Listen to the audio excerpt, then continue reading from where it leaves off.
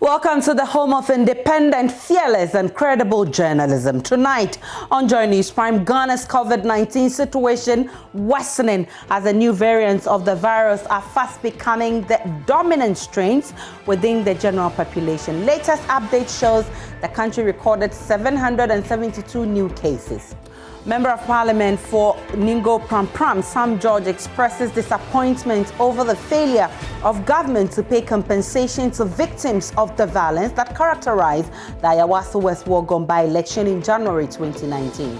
Of these individuals who were promised compensation in the government white paper have received any compensation or support from the state. Also, Economic and Organized Crime Office charges Chinese firm Chai for operating a Ponzi and pyramid schemes and warns the public not to engage with the firm because it's operating illegally in the country. And later in this bulletin, some residents of Kaswa calling for the relocation of the Weja Kaswa toll booth as they raise concerns about the many productive hours wasted in long queues just to pay 50 pesos and 1 cedi's tolls.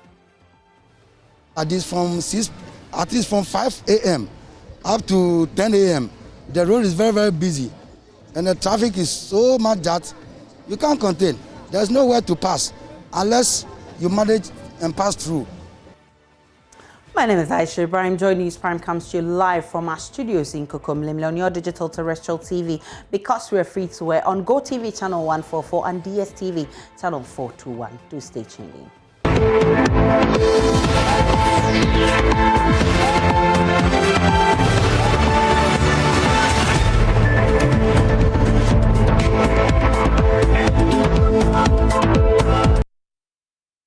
Let's begin with COVID-19, because COVID-19 in Ghana is worsening as the new variants of the virus, which are more deadly, are fast becoming the dominant strains within the general population. In the latest update by the Ghana Health Service, the country recorded 772 new cases, bringing active cases to 5,515 and 8 new deaths, pushing fatalities to 424 as of January 30. This trend, according to Minister Designate for Information, Kojo Ponkroma, may get the already overstretched health facilities inundated. He therefore wants compliance to be stepped up across as government launches frantic efforts to get a grip on the virus. Yes, because it comes with the science of it, the clinical trials will tell you exactly what you can do, how safe it is, and so I don't think it is. We should worry about that. If we trust the better solutions. Those will come right. So there's a second batch of questions. Now is a good time to take it. And while I wait for the second batch of questions, just a couple of comments. Now, because there is the very high possibility that as the UK variant becomes widespread, or a lot more widespread, it could overtake the traditional variant. And we're noticing that it has a higher rate of spread.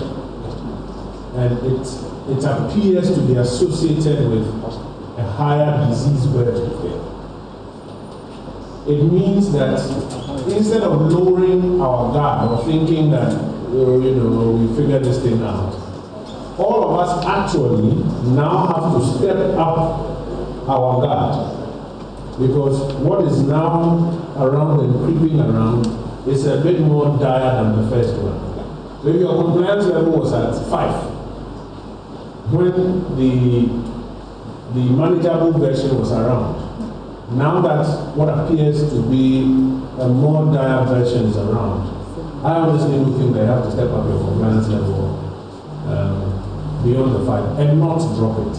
So we are pleased to see that the wearing of masks is gone up, but we think we are not there yet. A lot more compliance needs to be urged so that we get the results.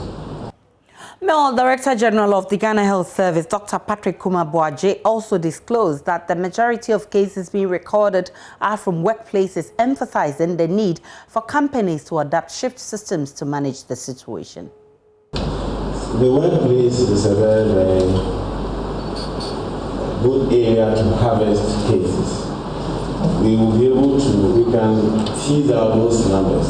But what we know is that if we are going to have 10, 20 workplaces reporting cases and following them up, sometimes, even as we speak now, we are still following up contacts of them. So we're not able to give you the full number of people who have come. But what we know is that a significant number of hotspots are taking place in the workplace. One workplace can give you 700 cases, okay, compared to a household. And so anytime you start reporting workplace outbreaks, becomes problematic. We have them, but I cannot put names of organizations and companies that have had outbreaks on air.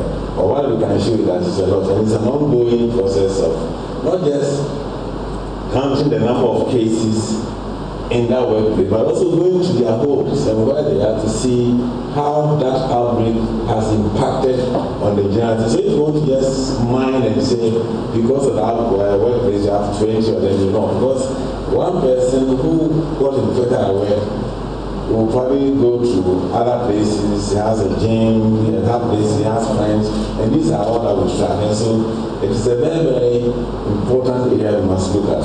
And that is why we are always making sure that with the last October-November hike was pure. Dr. Patrick Aboagye has also been addressing concerns raised by some frontline health workers who say their incentives are yet to be paid to them. The compensation, we have defined who a frontline health worker was. The president had given a tax rebate that was up to December last year. And we had frontline workers. The frontline worker data is generated on a monthly basis based on who was on duty, who at the man was frontline worker. A lot of people have been paid. We still have some people who we have a few challenge with account numbers and so on. And there's a lot of work going on to make sure that they are all paid. And so yes, we know that there are people who are not being paid.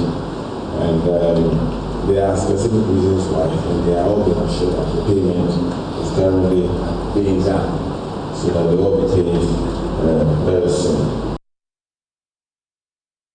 On the brighter side, though, a recent survey conducted in Accra by the Ghana Health Service has revealed a drastic improvement in the wearing of face masks. Dr. Aboagye said compliance is at 42%, up from 10% in October 2020. When it comes to the, I think the protocols are very important, and we know that until the vaccines come, our face mask is the vaccine. When we had the last spike, when the face mask use went up, the positives also started coming down. Currently, we just done one on the 29th, but we did assess the mandatory wearing of masks in the Greater Accra region, which is made a key center in Ghana. The 6 target districts currently hospital, Ayawaso, Kolekote, were the areas we went to. We visited 53 communities in Accra, Lorry Parks, Barstow, Busy Street intersections, overhead, and other traffic lights. This is where we have a larger number of people in public and want to see what is adherence to protocols. The Kumasi Center for Collaborative Research has recorded cases of children contracting COVID-19, where virologist from KCCR, Dr. Michael Owusu, for more on this. Doc, I'm grateful for your time. From KCCR, how many children have been infected with COVID-19? Yeah, good evening, Aisha. So the data we have seen corresponds to what the Ghana Health Service announced through their communication.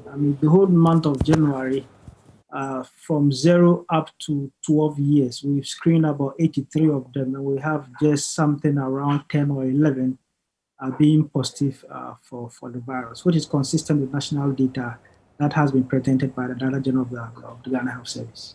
And with this 10 out of 83, what would you say are their conditions? Are they asymptomatic, severely ill? Are they symptomatic? Well, few of them are asymptomatic, but I think close to about 6 or 7 of them were presenting with some mild cough and some mild fever. But I understand that they are well, and they were just for a short period, and they are fine.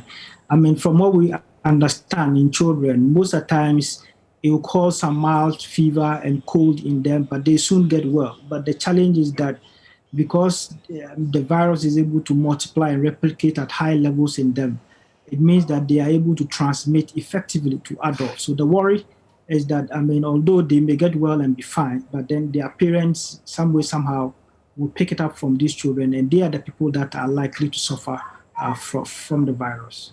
The last time I spoke with you, you made mention of the fact that the new variants are being detected in children, correct? Yes, I understand from a conversation with my colleagues in Noguchi and Wagbik that the new variant is highly predominant, and close to about 65% of routine cases that are coming seem to be from the UK variant. And most of these includes children who are presenting with signs and symptoms of COVID, either they are coughing or have chest pains or have fever. So the new variant is wide across. It's not really including children, middle age, and adult. And this time it looks as if they appear more sick than what we used to know before. Initially, most of them were asymptomatic. And it looks as if even the young population contract the virus, they may fall sick for a short period. And even for some of them, they may progress to the level of having breathlessness, which will require them to be put on oxygen. So this is the kind of changing face of the virus. But I think that we need to do more study to see how the clinical presentation of the new variant vary from the old ones and see whether the symptoms and signs are similar or not. In UK, other people are beginning to record that the new variants comes with some classical symptoms, including tiredness, muscle pains, fever, and fatigue. Whereas the old strain was more of loss of taste or loss of smell or loss of appetite. I believe that maybe by end of the month or towards close of next month, we will gather enough data on this to be able to inform the public as to whether the new variants come with clear clinical presentation, which are different from the old ones, or the two are similar. I think that as we accumulate data, we'll be able to tell better how the picture looks like. You have expressed concern with the numbers, the figures that we're recording daily. Over 700 cases daily. And you say if it continues like this, government would have to trigger the second phase of restrictions to stem the spread. At this moment, do you feel any difference that we are making progress? I think we can tell more in the next 1 to 2 weeks from the early announcement of the president. If you have monitored his statement, we moved from 200 average cases moved to 700 average cases within a period of about 2 weeks. So in 2 weeks to come, if the new cases double to 1,400 and our active cases hit a double, close to 10,000, then it would be very, very necessary for the president to step in with the second level of restrictions.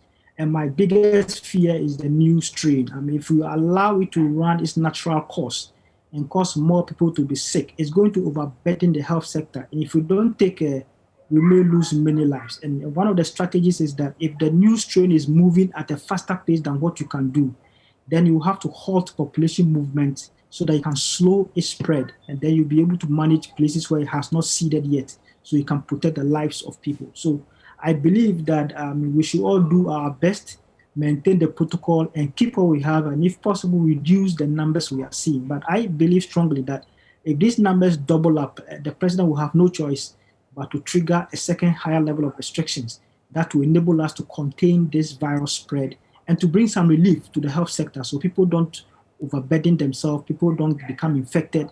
We don't even prevent other people who may have other non-COVID related illness from getting access to health. These are all things that I think that we have to manage together so that we don't have many people dying from this. Dr. Owusu, it's actually scary that children have had to go under oxygen. And from the look of things, would you say we should wait a bit more to trigger, for instance, the closure of schools, or you want to shut down as early as possible? Well, I think that a shutting down of schools is one of the last resorts that you want to put in as a measure. And always, as for what many countries have done, you want to weigh your mitigation measures against the outcomes So you have the numbers on one side, looking at how the numbers are playing out, whilst you are enforcing the protocols, people washing their hands, people wearing masks, people adhering. And as people step up the interventions, you want to hope that it will result in a reduction in your new cases and active cases. But then if a week or two, although you are putting in all your intervention, it's not resulting in any change in your outcomes, then you have to move in quickly. And as I said, closure, I wish schools never close. But then when we get to a point to keep people safe, is to impose a restriction that will enable us to guard and protect the lives of the young. For now, I think it may be too early, but we need to monitor the numbers and see how the next 2 weeks will look like. And I believe that if the picture looks worse after 2 weeks, it will be necessary for us to close down, especially those that are 5 years and below, because these people are children that will not be able to, by themselves, adhere to the protocol. They may not be conducive environment for them to interact, and it will be difficult for you to at least manage them. But they may serve as a conduit and routes through which adults will become infected. So it will be very important to look at these groups and see how best we can restrict them in order not to allow the virus to spread and go out of hand. I'm grateful for your time. Dr. Michael Owusu is virologist with KCCR and lecturer at KNUST and away from COVID-19. Lawyers for 2020 NDC presidential candidate John Mahama today raised concerns over what they believed was harassment of their witness. Dr. Michael Kwesa-White, who is Mr. Mahama's second witness, was cross-examined by the lawyers for the Electoral Commission and President Akufo-Addo's lawyers. The examination centered mainly on Dr. White's allegation that the EC chairperson deceived him into leaving the EC strong room to pave way for a declaration of results based on problematic figures. Court correspondent Joseph Akable has the rest of the story. The petitioner's second witness, Dr. Michael Kwesa-White, testified in court on Tuesday. His witness statement was taken into evidence, after which he was subjected to questions from the Electoral Commission's counsel and lawyers for President Akufo-Addo. The cross-examination mainly centered on issues relating to whether or not the EC chairperson did indeed instruct that he goes over and confers with the party's presidential candidate. Beyond those questions from the lawyers, the bench also had some questions to ask. Here is a bit of the interactions between the lawyers and the bench and the witness as well. You were not present at the commission because you left when you realized that the petitioner had lost the election.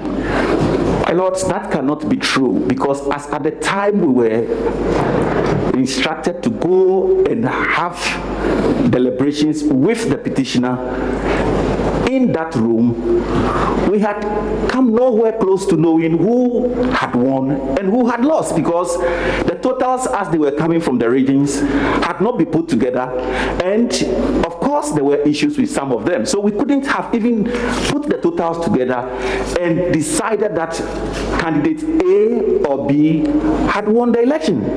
So there is no reason why anybody should believe that we had left because we noticed that A or B was losing the election. Besides, we did not go into that room with a fixated mindset that by all means our candidate must win.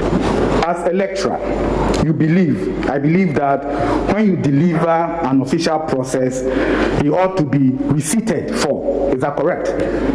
That is correct, my lord. Now look at your document and tell us where it is indicated that it was received at the headquarters or any other branch of the first respondent. Indicate for me. My lords, there is no indication of it on the letter. I am further putting it to you that this letter was generated by you in order that you will hide your failings as an agent of the petitioner in the strong room. That's not correct, my lord. But then, seriously speaking, you did not take your training seriously. No, please. It's not an appropriate question. I want to be clear. you've gone to do a particular job. Then instead of doing the particular job that sent you there, you take instructions from somebody else. Then you leave your job. You see, that's what I want to find out. Then you did not help the petitioner. My Lord, with respect, his Lordship is entitled to his opinion about what the petitioner did. In terms of factual evidence about what he did and the reasons that he had, he has answered. He has, in terms of, his Lordship can have his opinion. That's his opinion to have, and he can have it but in terms of what the petitioner did and why he did it, he has answered the question. So I don't think he can be harassed with these opinions. Please, I take deference to that. I am not harassing the witness. It's not my duty to harass him. Well, I know that he has been sent by the petitioner to do a job for him. Then somebody tells you, oh, go to the petitioner and consult him. If the petitioner could do the work, he himself would have been there. That's what I want to find out. But as far as lawyers for Mr. Mahama are concerned, and the legal team for that matter, they indicate that they are satisfied with the processes so far. The evidence of Dr. Kwesa White made it abundantly clear that the chairperson of the Electoral Commission on that very day acted in bad faith. President Akufo-Addo's legal team, however, disagrees. We are beginning to see clearly that fallacy, at best, is something that cannot stand cross-examination. The case is back in court on Wednesday, and the main business of the day will be the issues relating to the request that is being made of the Electoral Commission to allow for some documents to be inspected, and the arguments to be taken from the various legal teams related to that particular issue. Reporting for Joy News from the Supreme Court, my name is Joseph Akable. And so to come in this bulletin, some residents of Kaswa are calling for the relocation of the Weja Kaswa toll booth as they raise concerns about the many productive hours wasted in long queues just to pay 50 pesos and 1 Ghana cedis. During the morning time like this, at least from 5 a.m. up to 10 a.m., the road is very, very busy. And the traffic is so much that you can't contain. There's nowhere to pass unless you manage and pass through. We're back with more on Joy News Prime.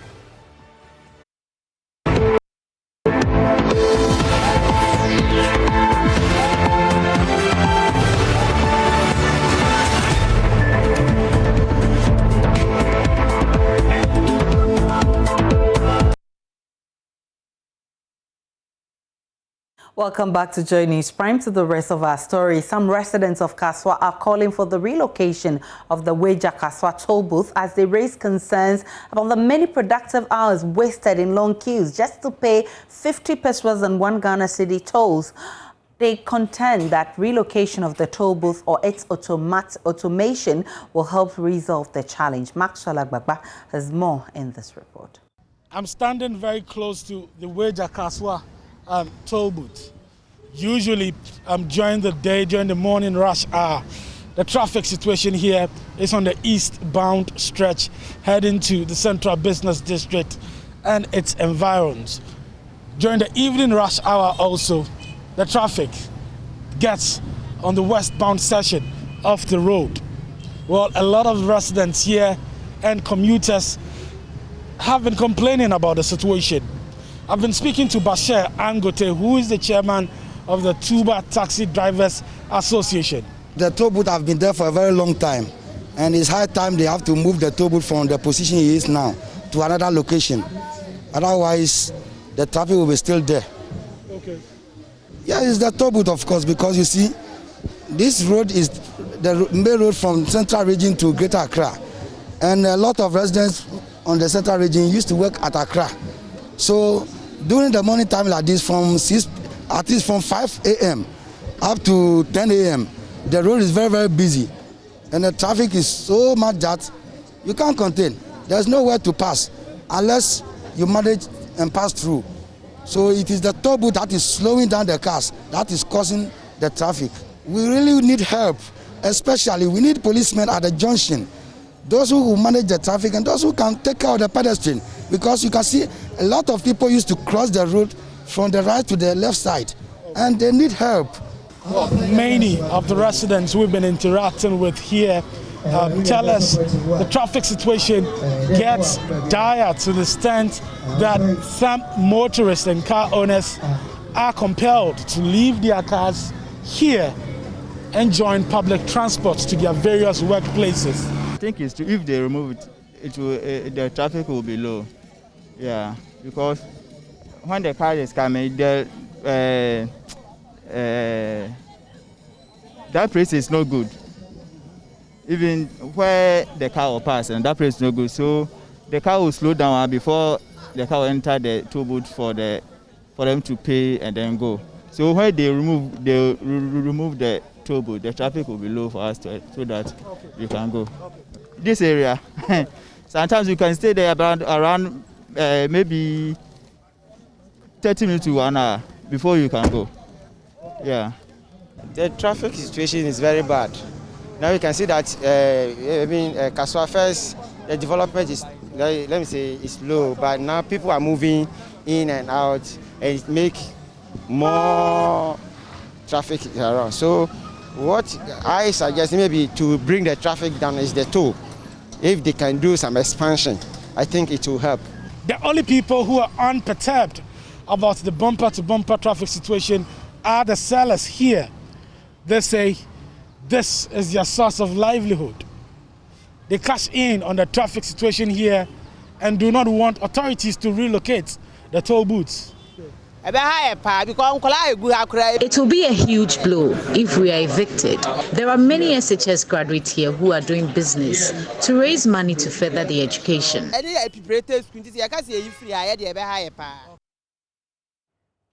Maxwell Agbagba filed that story from Kaswa. We're still live on Joy News Prime. We'll take a break. When we return, we'll bring you business with Charles Aite.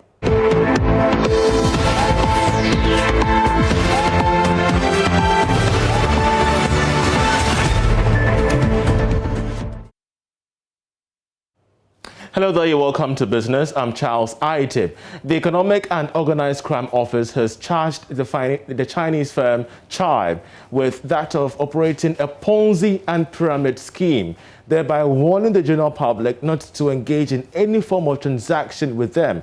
Of course, they have rightly stated that the Chinese firm is operating a Ponzi scheme in this regard and has not got the license to even engage in the current business dealings. That's the findings of the Economic and Organized Crime Office, EOCO, after investigating the operations of the firm for almost a year. It is therefore warning the public not to engage the firm, as it might be doing so at their own risks. Of course, the report confirms an earlier finding by Joy Business, which actually describes the operations as illegal based on an interim investigation by EOCO, according to a notice from the office in this regard. We shall be keeping a close eye on this development to give you updates, especially when we get them. Away from that, the total value of mobile money transactions for the last year hit a remarkable 503 billion cedis. That's according to data from the Bank of Ghana, of which we have more in this report. The outstanding performance was due to the COVID-19 pandemic, which triggered mobile money transactions during last year. December, which was the Christmas period, registered the biggest transaction of 67 million cedis. This was followed by the month of September that recorded total value transactions of 58.8 billion cedis. In terms of mobile money interoperability, that is the movement of cash from one account of one mobile service provider to another, the total value of transactions was 5.6 billion cedis, whilst registered mobile money accounts stood at 38.5 million people. Active mobile money account hit 17.1 million at the end of December last year. The business of mobile money has today become an important mode of financial transaction. It reduces risk of loss in carrying cash and has proven to increase savings opportunities. Consumers can also use Momo to pay bills such as electricity. On the other hand, it comes with security threats, which call for an adequate security to protect consumers. Overall, mobile money transactions has become a cornerstone of the economy and therefore requires enhanced customer-centric services to keep consumers happy. Now, the Ghana cedi will end this year at 6 cedis 18 pesos for the dollar. That's a projection by Data Bank Research, of which Charles Nixon Yeboah has more in this report. This will be 3.02% lower than the 3.9% depreciation recorded last year. According to Data Bank Research, the mid-year rate of the local currency to the dollar will, however, be 6 cedis 14 pesos. Factors that could support the Ghanaian local currency this year include a planned Eurobond issuance in the first quarter of this year and a modest recovery in oil export receipts without significant loss in gold revenue. Others are continued use of domestic interest rates to attract foreign portfolio inflows, which is already showing positive prospects after the December elections and the continued Bank of Ghana interventions in the spot and forward market. Already, the Bank of Ghana's forex forward calendar for this year shows a stronger commitment to support the cedi through the first quarter of this year. This Data Bank Research believes deepens its hope about a stable foreign exchange outlook. So what are the benefits of a stable cedi? One, it will boost spending in the economy as the purchasing power of consumers are stronger. Secondly, it makes our imports less expensive and thereby reduces imported inflation. Despite all this, Data Bank Research said the cedi could be weighed down by a recovery in the import bill as economic activity rebounds. The Ghanaian local currency appreciated by almost 1% in the first month of this year. Well, despite the impact of COVID-19 on global economies, Ghana recorded a trade surplus of $2 billion in 2020. That's according to data from the Bank of Ghana, of which we have more in this report. This was equivalent to 3% of gross domestic product, that is total value of goods and services produced in an economy within a period. According to the Bank of Ghana's January summary of economic and financial data, total exports was estimated at $14.45 billion, whilst total imports was $12.43 billion. But comparing it to 2019, the country's trade balance was slightly higher at $2.2 billion. Though coronavirus pandemic had led to partial lockdowns and restrictions in most countries, the nation benefited from diversified exports last year as gold, oil and cocoa raked in more revenue for the country. It subsequently impacted positively on the economy. For instance, gold and cocoa profited immensely from increased prices on the international market. Gold was the biggest export earner, bringing in more revenue of $6.7 billion, representing about 47% of total exports. Again, gold price shot up by 25.4% last year to reach $1,860.7 per ounce. And that's how we end business for this segment. Coming up next is sports with Gary L. Smith.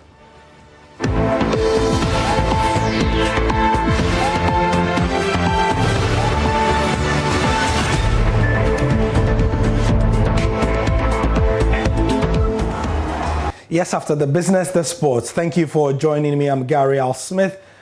And in our first story, Good Olympics, they've continued winning. And they've today accounted for King Faisal 3-1 at the Accra Sports Stadium. Oliboy Commodore, after the game, has been showering praise on the technical team, especially the coach, Anna Walker. The result of hard work and the selection of good quality players without names. Players without names, but who have very good quality materials. We thank Coach Anna Walker, who picked these players and the few that were already around. The inclusion of Awaku in our team has greatly. No Las Vegas treatment for Ghanaian players abroad, some of whom were looking and pining for moves in the transfer window. It didn't happen though. So let's take a look at who went where or who didn't go where in the transfer window. Remember, transfer deadline day across Europe was last night. So, Baba Rahman is gone to Greece now, PAOK. Alfred Duncan is on loan at Cagliari. He completed that one. And he remains in Italy. Majid Ashimeru is at Anderlecht on loan. And we also have Jeremy Frimpong at Bayer Leverkusen.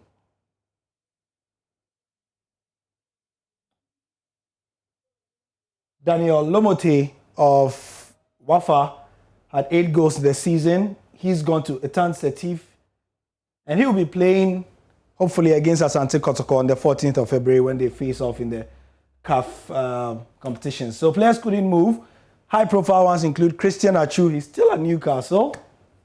Kujua Samoa still at no club after, being surplus to requirement at Inter Milan. Kamaldeen Sulemana stays at Norgeland, even though it was said that Ajax also wanted him to join Kudus Mohamed.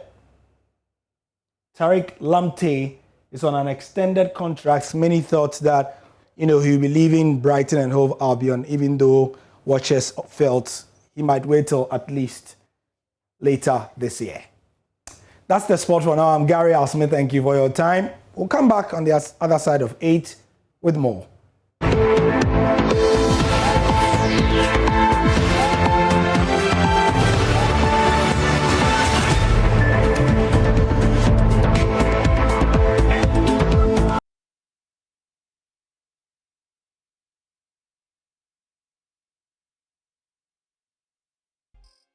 And it's time now for Showbiz. Becky is here with the very latest. Hello, Becky. How are you? Aisha. I am fantastic. Yes, lovely nails. Oh, thank you. Thank you. Aisha, the perception about politics in Ghana, I don't know whether it cuts across everywhere, but we do know, or we always hear that politics is a dirty game. Yeah. So we, Funky Five, spoke to Nicolas Omanie-Champon, gospel musician Nicolas Omanie-Champon, and he says that, no, politics, it's not a dirty it's not game. A dirty game, and blacks, quote, made it look dirty. Okay.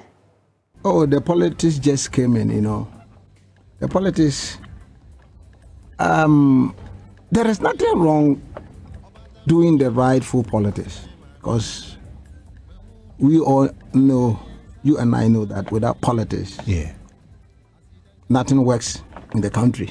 Yeah. You understand? Because we have our leaders, our policy we know that they control the country. Our lawmakers, they control the country. Yeah. So we need to support them. Okay. Those who are doing what is right, those who are doing the right thing. We need to let them know. If they are going wrong too, we need to let them know. I thought that Christians are not supposed to mingle with this politics of this world. These are earthly politics. I mean, have you met, what has a Christian got to do with this? I mean, a pastor like you. Have you met Nanado personally yourself? Have you met him? I've met him.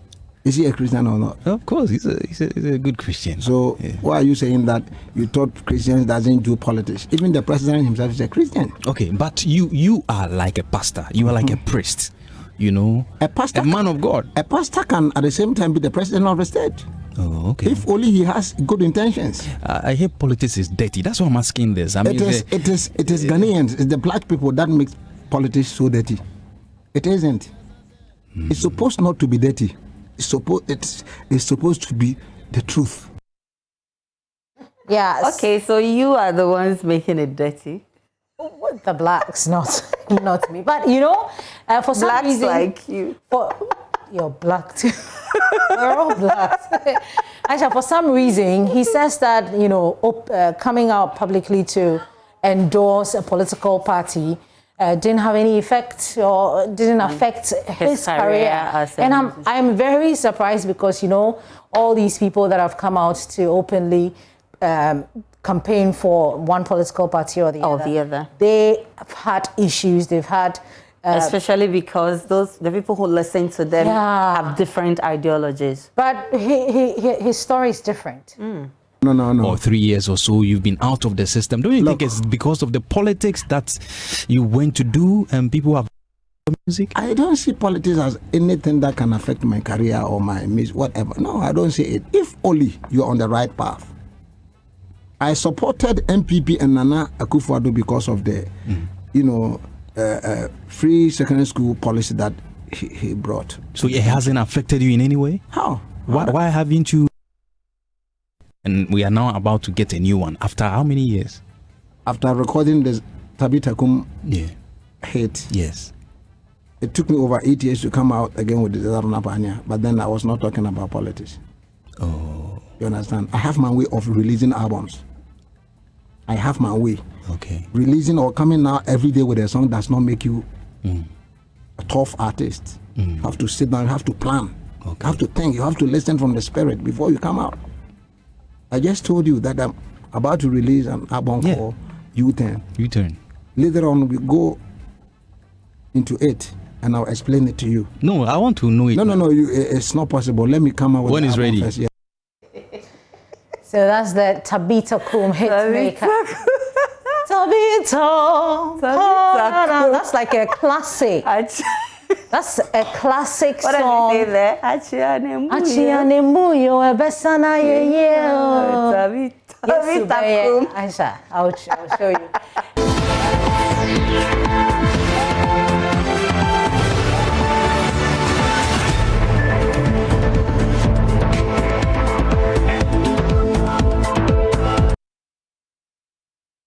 Welcome back to Journey's Prime. To the rest of our story. Speaker of Parliament Alban Bagbin has directed that a communication be made to President Akufo-Addo on breaches of Articles 89(2) of the 1992 Constitution following the publication of some names for appointments onto the Council of State. Acting Director of Communications at the Presidency released a press statement Monday announcing that the President intends to appoint a former Chief Justice Georgina Theodora Wood, of a former Chief of Defense Staff, General J.B. Dankwa, and a former Inspector General of Police, Nano Wusunsia, as members of the Council of State, subject to consultation with Parliament. But Minority Leader Haruna Idrisu, before the commencement of public business, indicated the said press release is an aberration of the Constitution because no such consultations had been done, and the President cannot put out names for appointment before beginning the process of consultation.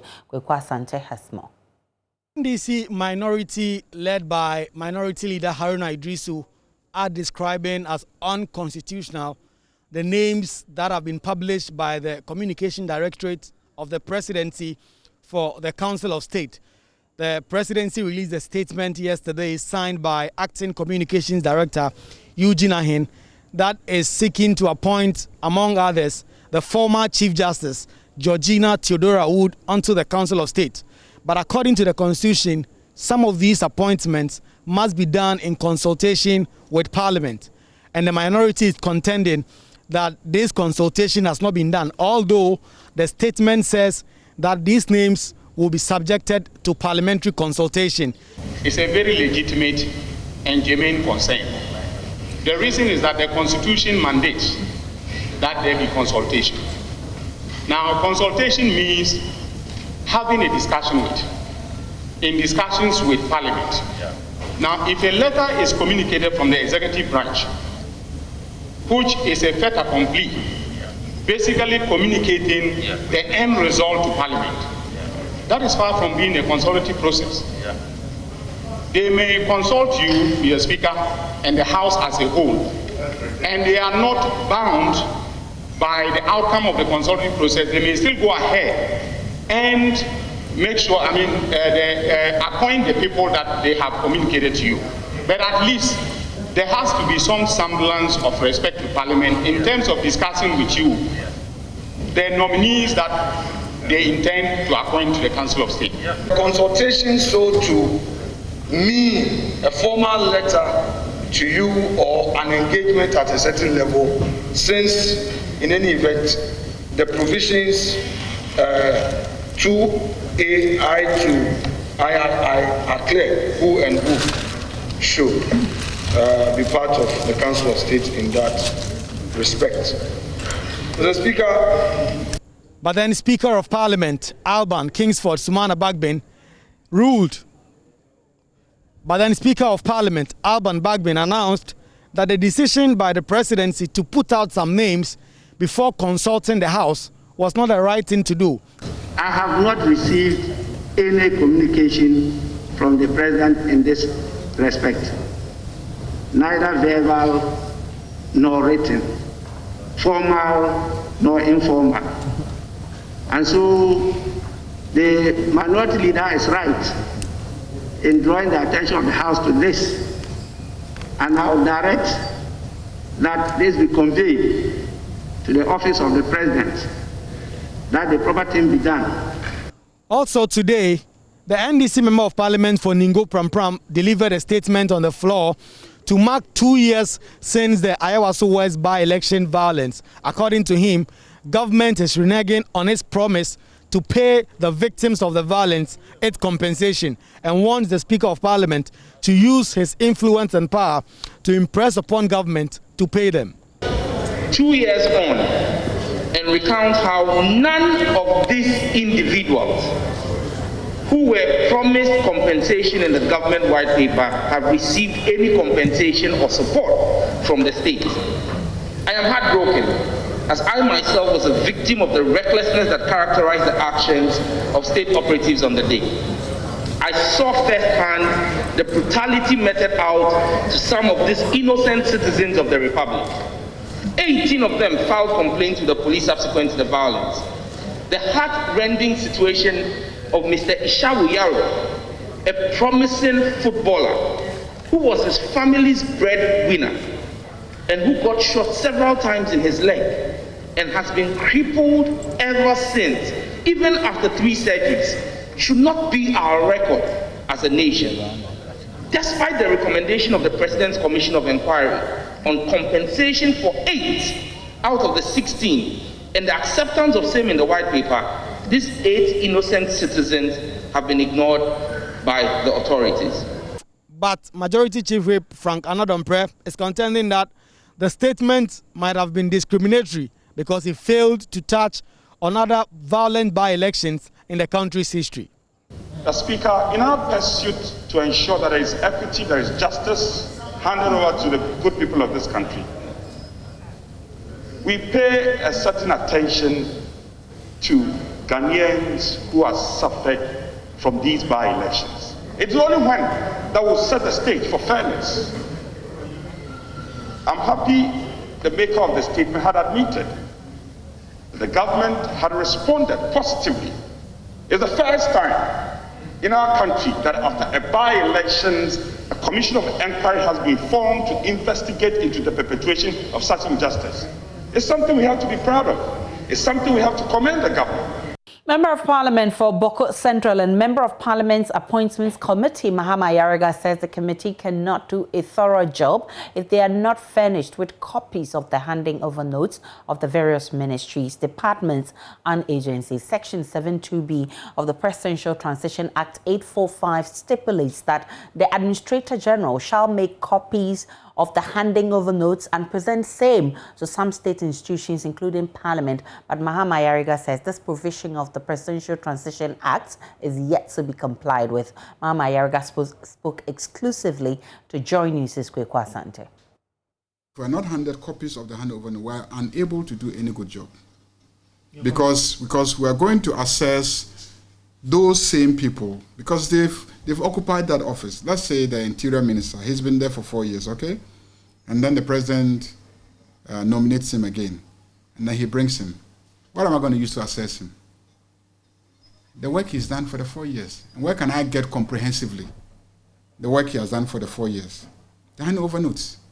That's the only place where I can find a detailed report of what he has done for the 4 years, so that I can interrogate him on that. And especially given the fact that the Presidential Transition Act, Act 845, provides that Parliament should be given a copy of the handover notes. Parliament should be given a copy of the handover notes.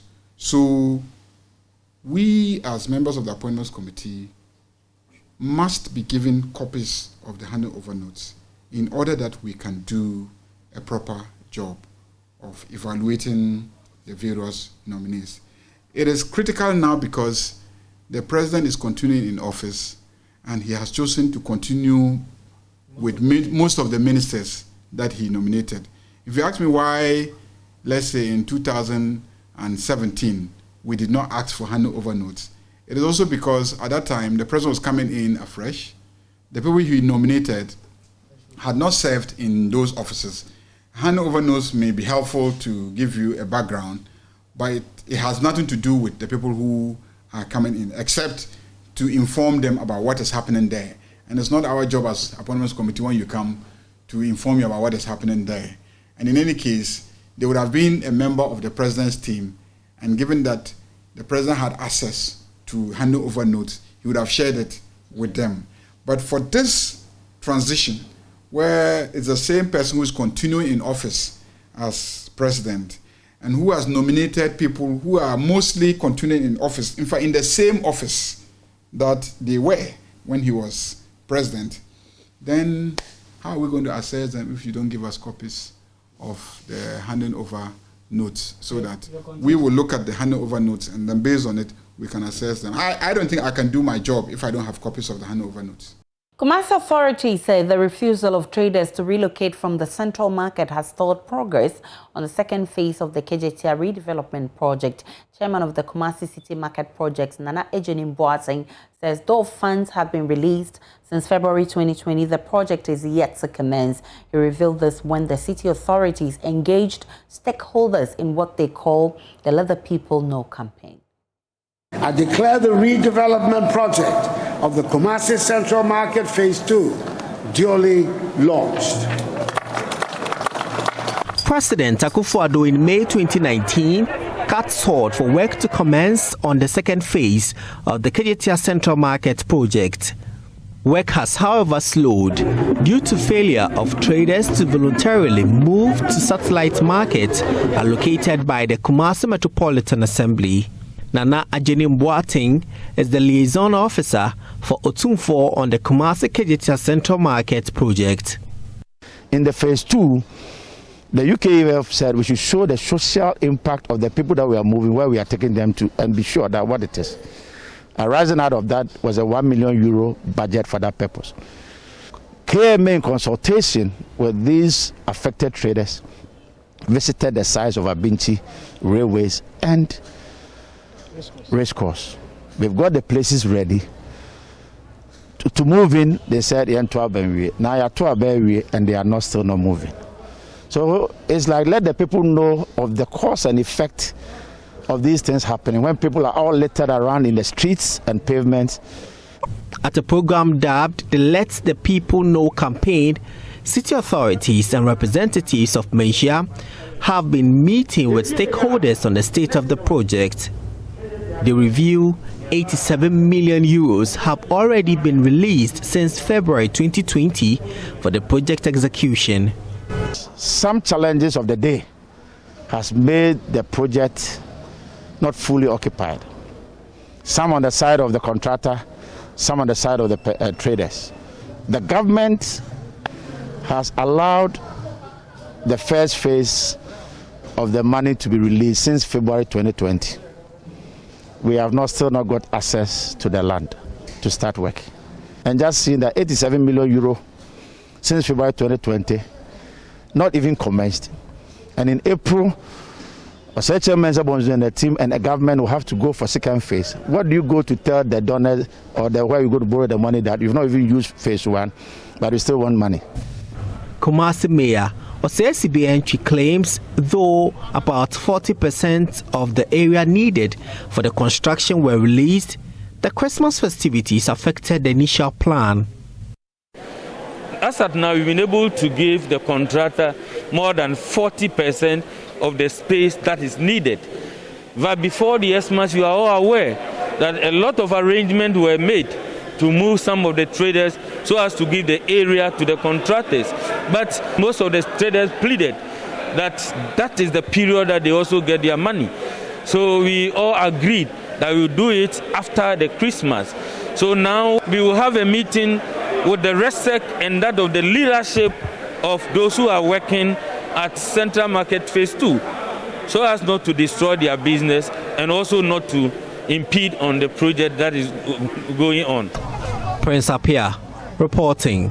Preliminary reports from the Ghana National Fire Service on the fuel tanker explosion at the Wa magazine showed the explosion might have occurred when naked fire from the wielding gun came into contact with residual fuel from the tanker. Upper West Public Relations Officer of the Ghana National Fire Service, Bakobi Martin, said all valves on the fuel tanker were closed, hence keeping the vapor inside the tanker, resulting in the explosion. He spoke with Joy News' Upper West Regional Correspondent, Rafiq Salam Inwa. According to the Upper West Region's Public Relations Officer of the Ghana National Fire Service, Divisional Officer Grade 3, Bakobi Martin, initial investigations from last Sunday's explosion of the fuel tanker belonging to Rasos Oil at the War magazine showed that residual fuel on the tanker got into contact with naked fire, resulting in the explosion that killed 2 and injured 1 person at the industrial site. What I can say for now is that there was still some residual fuel, though they attempted to wash the tank, but there was still some residual fuel vapor inside there, because without that it wouldn't have ignited. So when the welder was doing the welding, unfortunately, from the information that is available to me, the valves on the tank were closed, because according to them, under normal circumstances, if they had even opened the valve, within from 2-3 hours, all the vapors would have escaped. But unfortunately, that wasn't done, and that has led us to lose 2 lives, which is rather unfortunate. From the look of things, it appears that any time the fuel is supposed to be discharged at any fuel station, the fire service must be there, which they are not pleading into. That is what we are pleading for. There's no current legal legislation regarding that. But what we are entreating the fuel station managers is that let us discharge the fuel under supervision, such that when they detected the leakage, had they informed us, what we would have done was that we would have gone to use our foam compound to neutralize it. And there's no way any ignition could have come. But unfortunately, that wasn't done. To forestall future occurrences of such explosions, the Ghana National Fire Service recommended that leak tankers should first be thoroughly washed, dried for at least 1 week before they are brought for welding. Yes, the tanker needs to be dried well. You need to ensure that whatever fuel vapors that are there have duly been extricated. If you don't do that, like what happened, it was just naked fire from the welding gun that resulted in this fatality, which could have been avoided. That is what we preach against. That is what we are preaching against. So please, I'm advising all of us as fuel station managers, as gas filling station managers, or whatever that we have. Whenever you are discharging fuel, yes, fire service, we don't have the mandate to come there. But just involve us. Let us come and protect your property for you. Meanwhile, the 2 persons who lost their lives as a result of the tanker explosion, Zubairu Hamidu and Isaku Hamidu, have since been buried under strict Islamic traditions, while the 3rd victim of the explosion, Musin Salif Senu, alias Wolfram, has also been discharged from the War Municipal Hospital.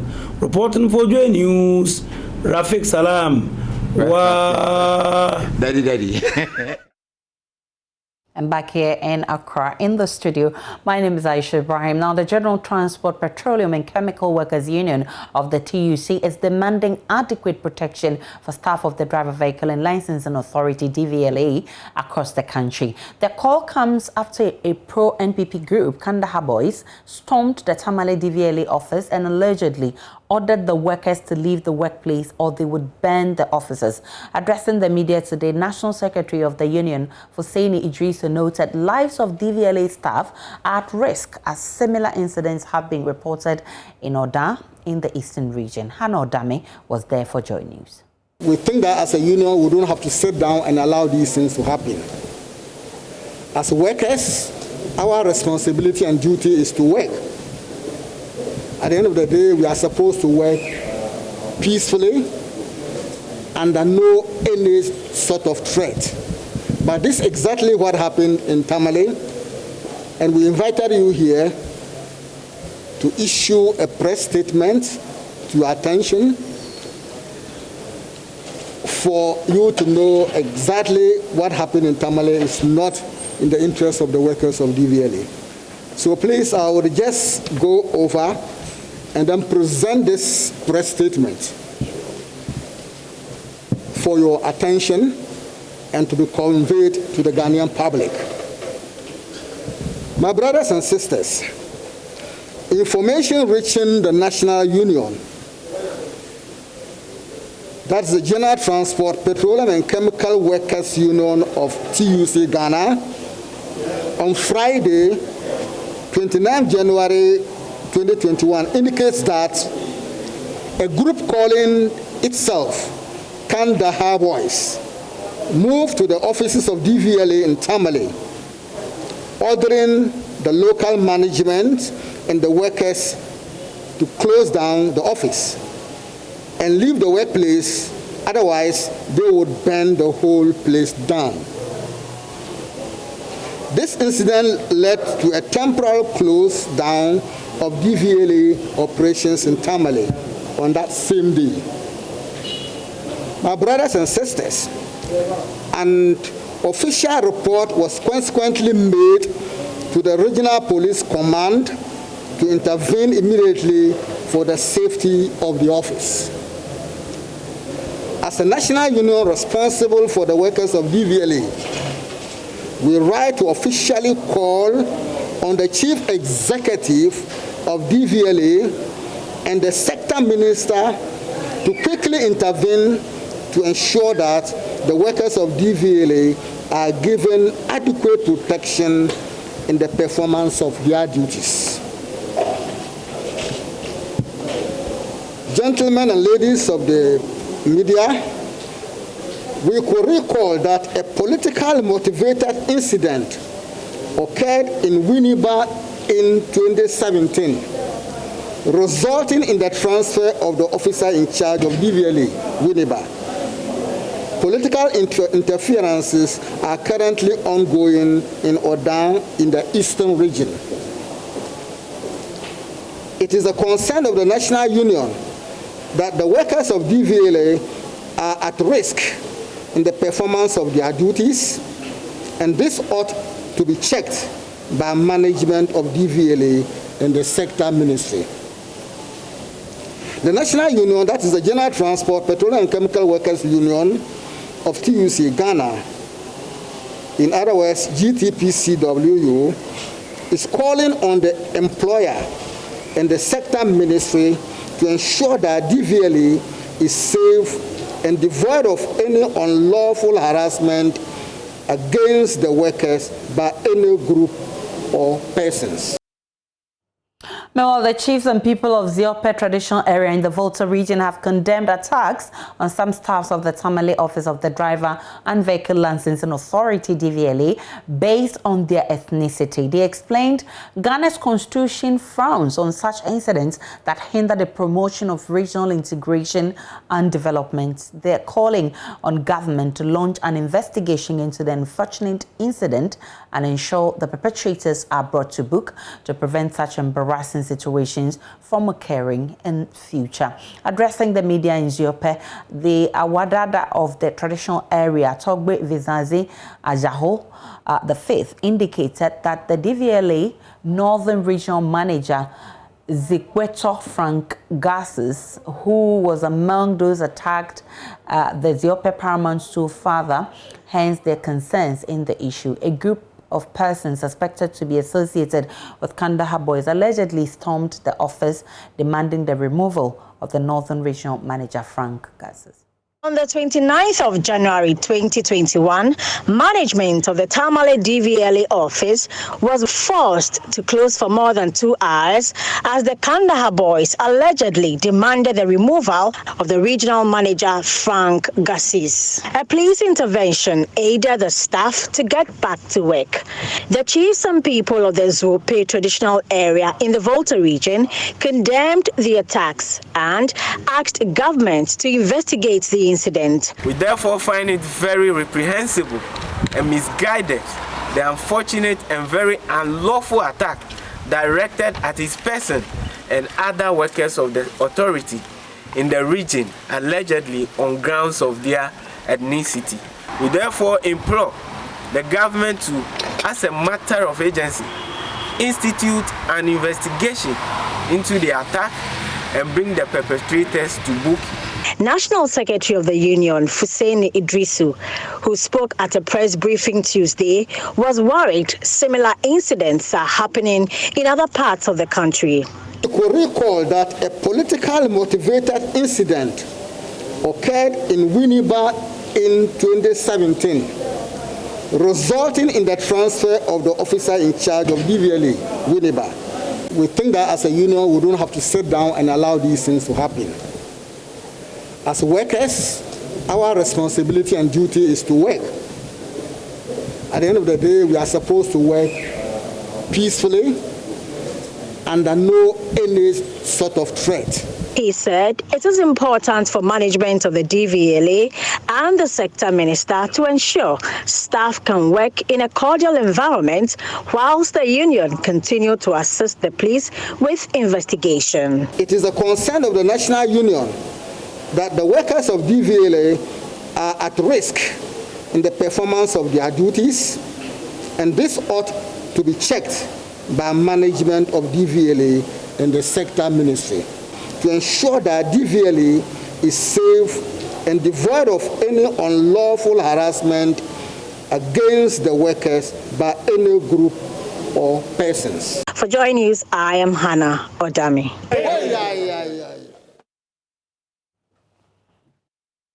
We'll take a break on Joy News Prime for the second part of Business and Sports. We'll be back right now.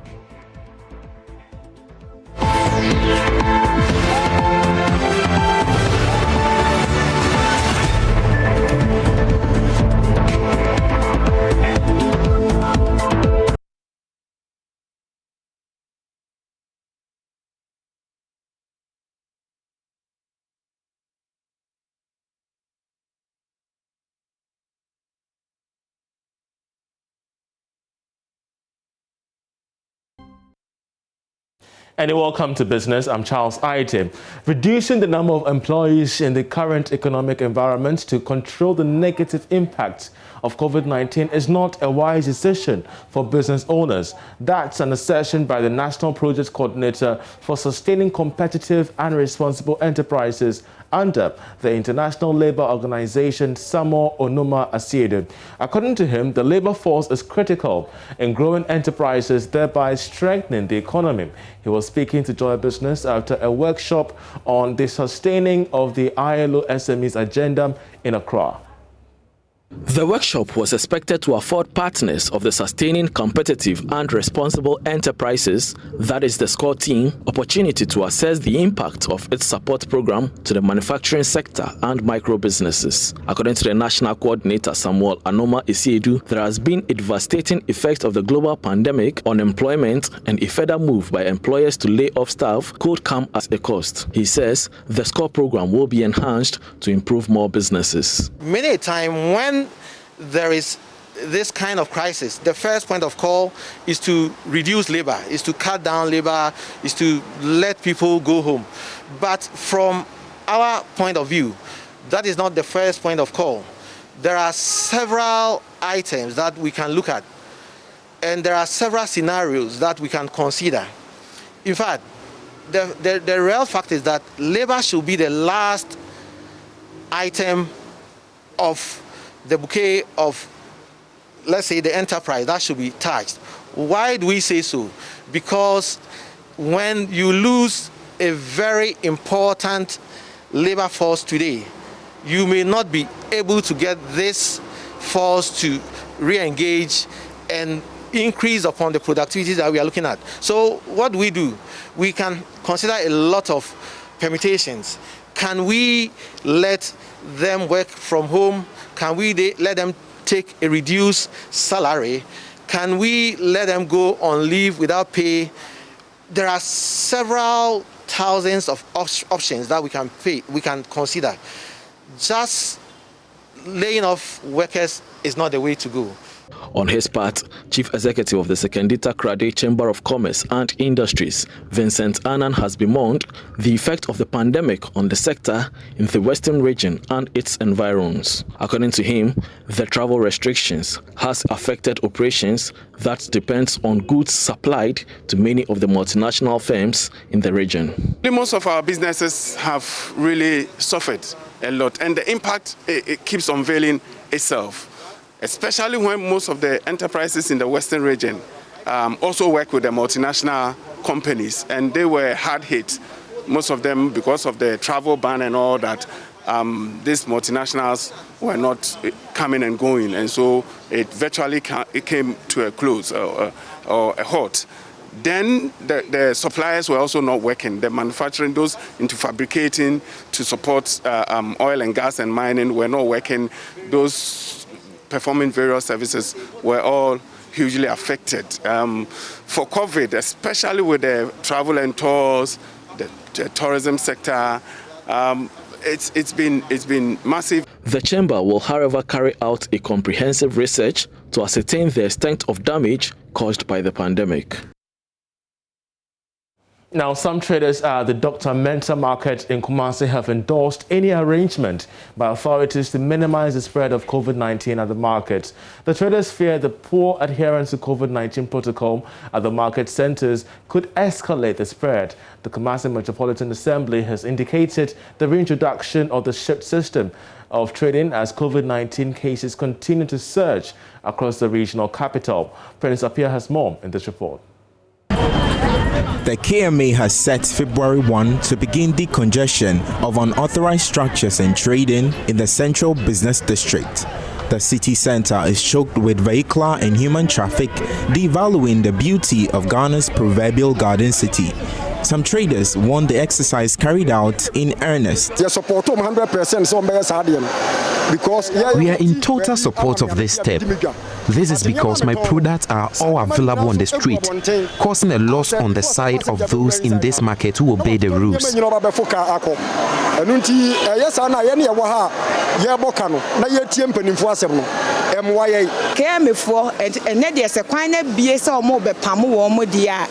will be thankful if the KMA will sack these people from the streets. The sales here is very slow because the people always buy products outside without coming in. We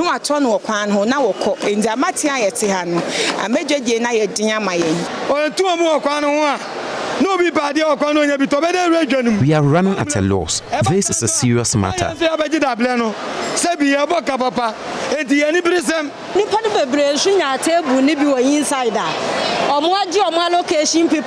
A lot of people have authorization yet are on the streets. I suggest they rip it off and give it to other people who want to be allocated in the market.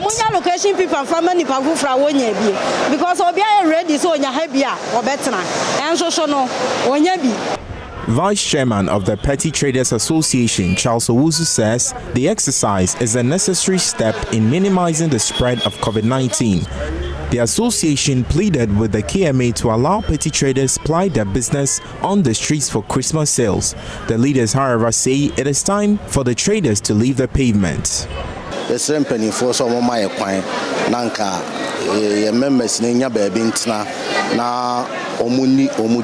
For Christmas.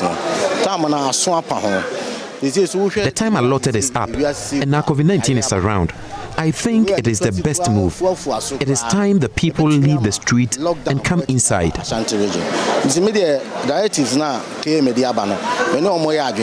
one,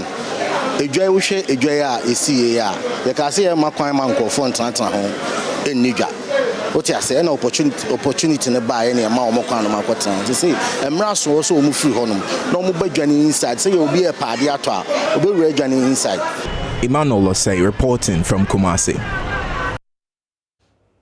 Now, an energy strategist is calling on the government to make deliberate efforts in industrializing renewable energy to achieve the 10% target set by 2030. According to Dr. Yusuf Sulemana, fossil fuel is a finite resource and will be scarce in the next 2 to 3 decades. He made these comments while stating reasons why renewable energy should be embraced globally. He was speaking on Talking Business with Inshira Ado on Joy Prime. there are two reasons why globally everybody should embrace renewable energy. Number one, the current fossil fuel regime that we have, that is the world of hydrocarbons, everybody knows that this is a finite resource. Finite resource in the sense that it's going to come to an end. And once we have this behind our mind or at the back of our mind that this is a resource that is not going to live with us forever. In fact, most reservoirs, that is oil production wells, give it 2 decades or 3 decades, they will begin to decline. And so as we go consistently, number one, the fact that this is a finite resource. Number two, the fact that there is rapid increase in global temperature. It is not a myth, it is not a hoax, it is a reality where we have disparity, so much variation in weather conditions. And so that's why 2015, they had to force in this landmark agreement they call climate change. And what it means is that all nations have to agree to make sure that they minimize the emission of greenhouse gases such as carbon dioxide into the atmosphere, because these are the main contributors to global warming. However, like we excellently ask, how do we juxtapose this with our industrialization? In fact, first of all, we have to go through the transition. And I'm saying that because my understanding is that Ghana, somewhere 2010, we said we were going to achieve about 10% by 2020. And we came to 2020 and we could not boost up to 2%. That is so unfortunate. Now we have extended this target to 2030. Now, are we going to do something different? This target, if we are able to do something different, then we are in to achieve this target. And I can tell you, Inshira, we have huge potential. We only need to give the space. Let's open the space. Let's give the required environment. The government has to make deliberate efforts. That'll be all for business. Sports is up next. I'm Charles Aite.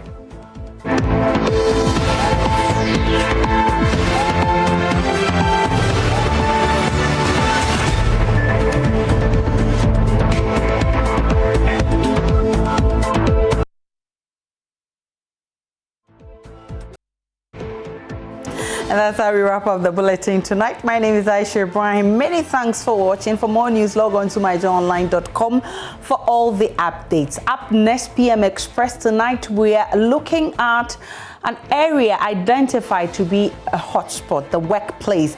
And we're asking, what are we not doing right? Stay tuned on the Joy News channel. I'm coming back in some few minutes with PM Express.